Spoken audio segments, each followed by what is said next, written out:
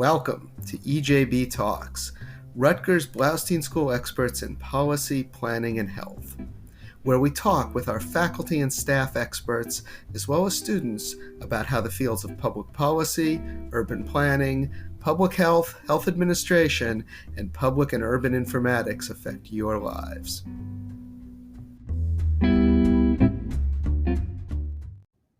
Welcome to EJB Talks. I'm Stuart Shapiro, the Dean of the Blaustein School, and the purpose of this podcast, now in its 9th season, is to highlight the work my colleagues and our alumni in the fields of policy, planning, and health are doing to make the world a better place.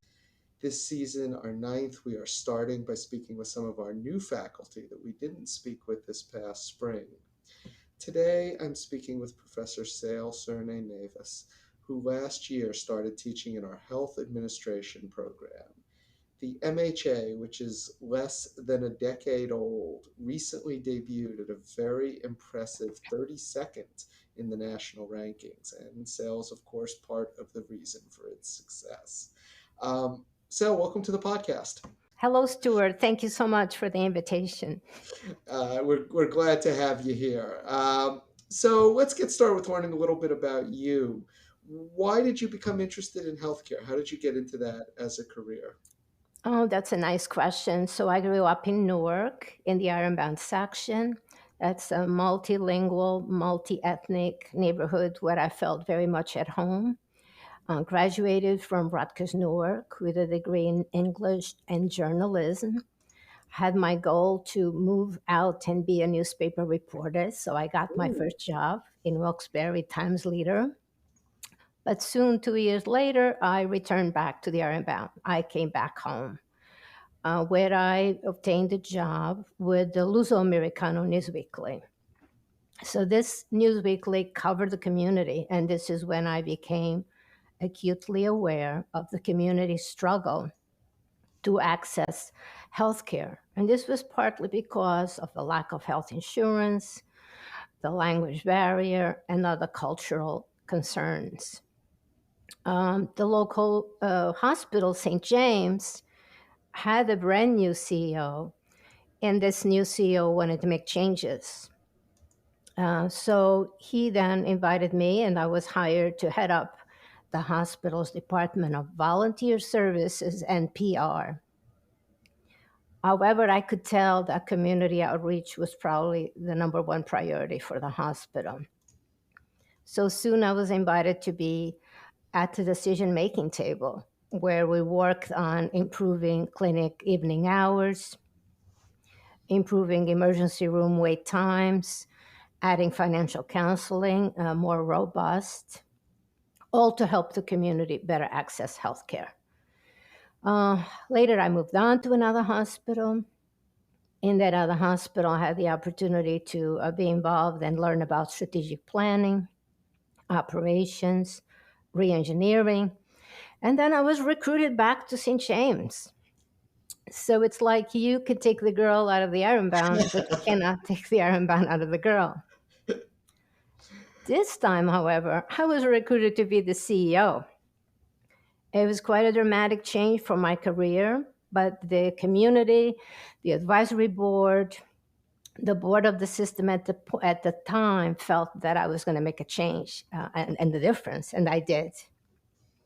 So my stint as CEO at St. James lasted 10 years. And during that time, we made great strides in adding services such like the level 2 nursery, modernizing the emergency department, and adding a much needed mental health unit. From there, eventually I moved on to Livingston, my last full-time health administration job prior to joining the faculty. And this was with RWJ Barnabas Health in Livingston.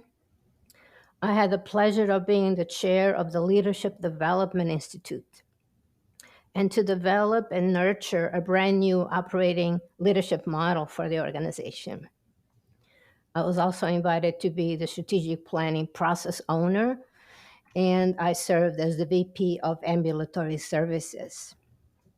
So these were like a variety of rich experience that progressed at the same time that I obtained my master's degree, obtained certifications in lean, certified professional in healthcare administration and management, professional um, in healthcare quality, and a senior examiner for the National Baldrige Performance Excellence Program. I got involved with the American College of Healthcare Executives chapter, eventually became chapter president. And as a matter of fact, this year I have been elected to serve as ACHE regent for New Jersey. That So is my that's quite a career there. That's quite a run. Quite a lot. I had no idea you started as a reporter. it's very interesting as the world turns how we land ourselves in the right job in a roundabout way. It's amazing how many people I've talked to on here, and I include myself in this, who started out doing something completely different than what they ended up doing. We really do travel circuitous paths to where we end up there. But it seems like my theme was that I was not only taking care of my career advancement and leadership development, but I also had mentors and sponsors along the way. And That's really important. I want to do a shout out to my first mentor, Daniel Marcantuno. He And made a tremendous difference. is that at St. Was that at St. James? So he was the person at St. James Hospital that hired me originally as director of volunteer public relations and fundraising, and eventually moved on. And I still had the relationship with him, and he continued to influence my career development. That's great. So you were involved with hospitals for a long time. You're obviously still very plugged in to that world. What's the biggest change that you saw over the course of your career? I would say that there were two seminal events that accelerated change in healthcare management to the version that we have today. And of course, it's still progressing. But it was the patient safety and high reliability movement with a goal to zero preventable harm. And also, A and B, the value based reimbursement model where hospitals are currently financially at risk for poor quality. And these two movements started with the publication of the Tour is Human in 1999 by I the US remember Institute that of report. Medicine. I was at the federal government at the time, and it made a big splash.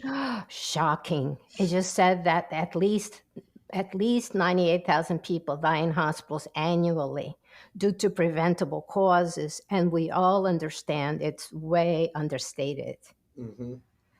The second seminal event was the adoption of the Accountable Care Act of 2010, which brought about so many changes. For example, the electronic health record and the patient portals, because then hospitals receive subsidies. And they encourage physician practices to also adopt electronic medical record and health record.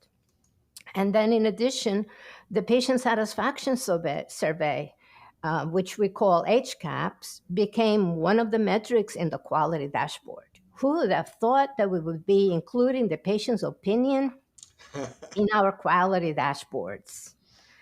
The requirement that hospitals conduct collaborative community health needs assessments and improvement plans. That's novel as well. And that's an IRS requirement today that every 3 years hospitals have to do this. It was amazing what it did to us in terms of hospital administration. And then, last and not least, the fact that the hospitals are now at risk contracting with commercial insurers, which has led to the creation of what we are calling the Office of Population Health and the Office of Transformation.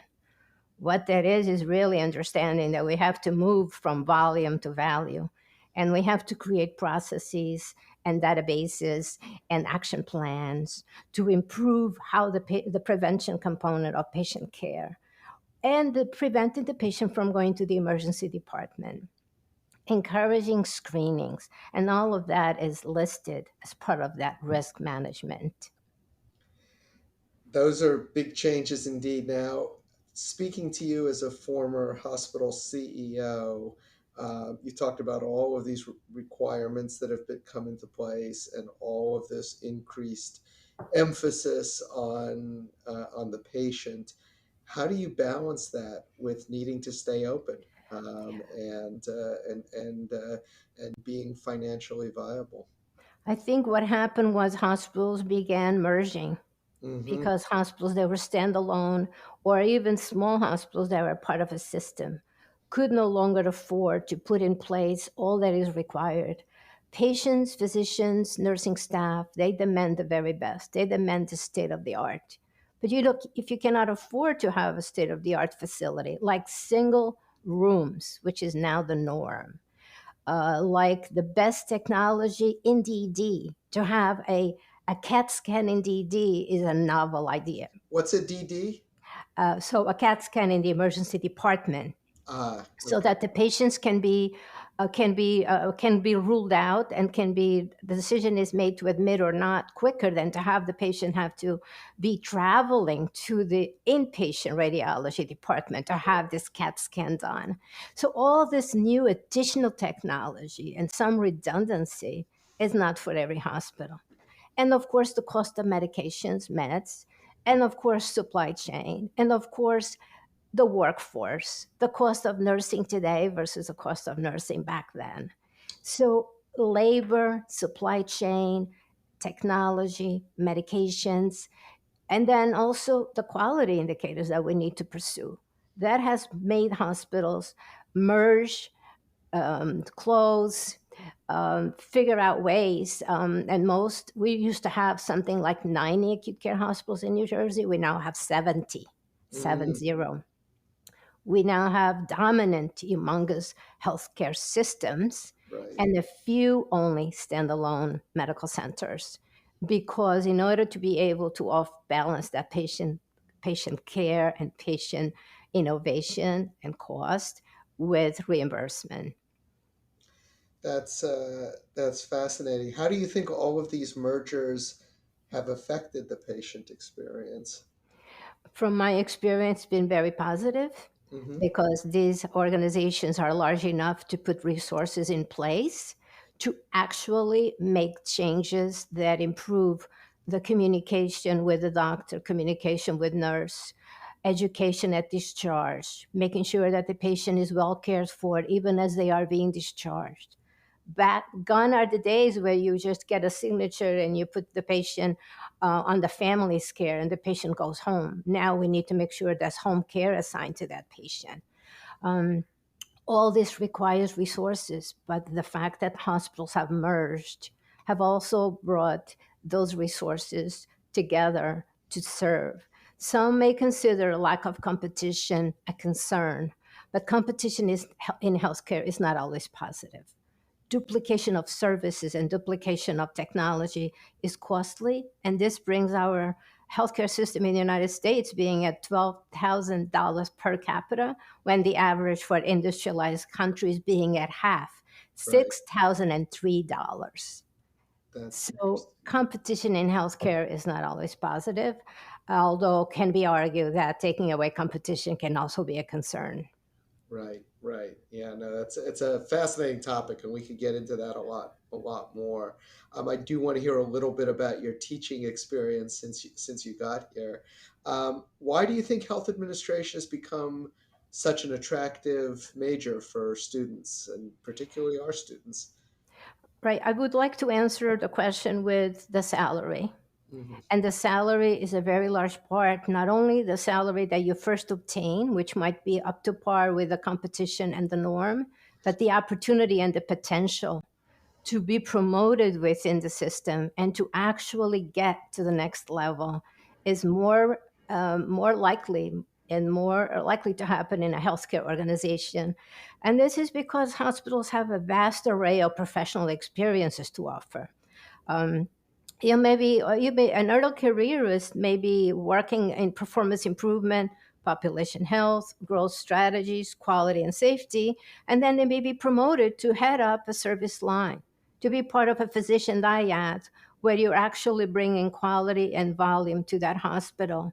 And then you can eventually move on to being in charge of a bunch of departments as an assistant vice president. So this is an opportunity to get to the C-suite. You can get to a C-suite. One of our students in the master's program today can get and be the C-suite level tomorrow. The second is because I believe that health administration is mission, vision, and values driven. Mm. And there are still a lot of us who really take a lot of comfort in understanding that what we do impacts the lives of those we serve very directly. So I believe it's all of the above. Well, that's, comfort to this dean's ears, in that we love, we obviously want to provide our students with a lucrative career if possible, but we also want them to stay centered in serving the public and in improving public welfare, which certainly our hospital administrators play a role in doing. What do you want your students to get out of classes? Most of all, I want my students to achieve the competency levels that we are assisting them with, because those are the competency levels required to be competitive in the job market and to be successful in your jobs. Um, we want them to develop their own leadership model. They hear a lot about theories and they hear a lot about best practices, but at the end of the day, it's their personal commitment to how they want to behave in the workplace. And I want them to be the change, and that leadership model would allow them then to forge their own path within the constraints of the health administration opportunity, and to learn how to translate the organization's mission, vision, and values into goals, work plans, key metrics, and results. These opportunities, these jobs in health administration, at the end of the day, have to be results driven, and that's because quality is not a nebulous award. Quality has metrics. It's about timeliness. It's about quality. It's about effectiveness. It's about a turnaround time. It's about being patient centered. So I really want my students to understand what the results of their labor need to be. And that's how I want my students to understand from the start that they need to adopt a lifelong learning mindset. They have to be the ones seeking out opportunities and take advantage of what we are offering them, and then go into the field and make a difference in their organization by keeping up their learning and keeping up that opportunity for professional development. That's great. And let me end by saying, you've come from the being an executive of the hospital. You've been teaching with us for a little while now. What surprised you about coming into the classroom? I'm surprised by the diversity because, in general, we talk about the need for diversity. Well, at Blaustein, we have diversity. The classrooms are now both undergraduate health administration, which I teach, population health, and the master's level, where I teach the MHA practicum. These students are going to change the face of healthcare in New Jersey, or healthcare administration in New Jersey. I'm also very amazed at how much they give back. That these students might be first generation students. They might have a job, they may have a family, and yet they find ways to contribute.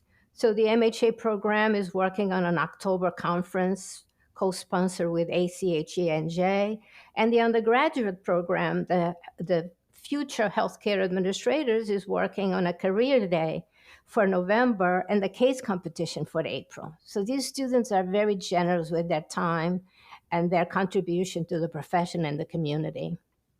Well, they have a good role model for that in you. Thank you. Thank you so much for coming on today, Sal. Thank you. A big thank you as well to our producer, Tamara Swedberg, and to Karen Olson for the work she does behind the scenes. We'll see you next week with another talk from another expert at the Blaustein School. Until then, stay safe.